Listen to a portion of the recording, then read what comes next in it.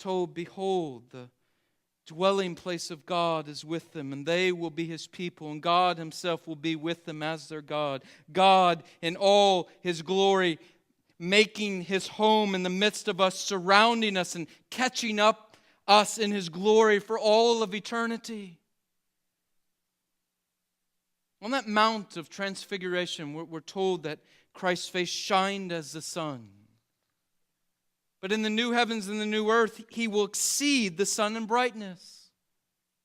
If the sun was still there, it would be like when you and I go out at noon and we look up to the sky and we try and find the North Star. You can't find it because the sun is so bright, the North Star just disappears. If the sun was in the new heavens and the new earth, it would just disappear. It would be a shadow because He is so brilliantly bright. John says, "And the city has no need of sun or moon to shine on it, for the glory of God gives it light, and its lamp is the Lamb."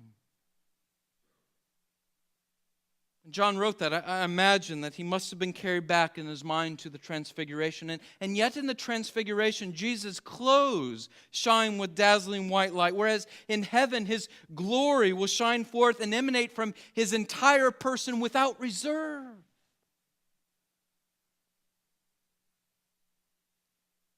Dear disciples, when we see Christ in His glory, we will not be disappointed.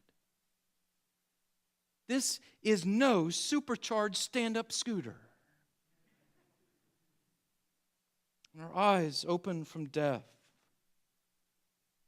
In that moment that we are translated into His presence, delight will fill our souls like nothing that we could have imagined. Nothing we have ever witnessed will compare to the beauty that we will behold there. Some of you have longed for this for decades. Some of you have longed for this for months. Maybe some of you only for days. Some of you have painfully difficult crosses to bear in this life. You're afflicted in every way. You've endured spiritual and physical and mental and emotional trials that you wouldn't wish upon your worst enemy. And yet when you arrive, when you are enraptured and surrounded and enclosed with His glory, when your eyes gaze upon Him in all of His majesty, dear disciple of Christ, you will not be disappointed. And your former cross, it will just seem like a trifle and a distant memory. And you won't be disappointed in that moment. But even more than that, you won't be disappointed in the next moment, or the day after that, or the day after that, or the day after that, for all of eternity. And we will begin to understand why the psalmist said, "One thing have I asked of the Lord, that I will seek after, that I may dwell in the house of the Lord all the days of my life, to gaze upon the beauty of the Lord." Gaze upon His beauty. It's the one thing I seek.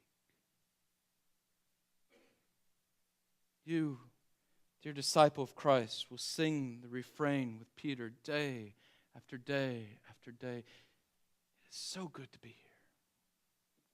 It is so good to be here. That's the promise of the Transfiguration for all those who dare to be His disciples in this life. A promise that is secured by His life of glory, secured by His death of glory, and secured by His resurrection unto glory. We will have a view, an eternal view, a full view of the glory of God in the person of His Son forever. It's a promise. And it's a promise that will not disappoint.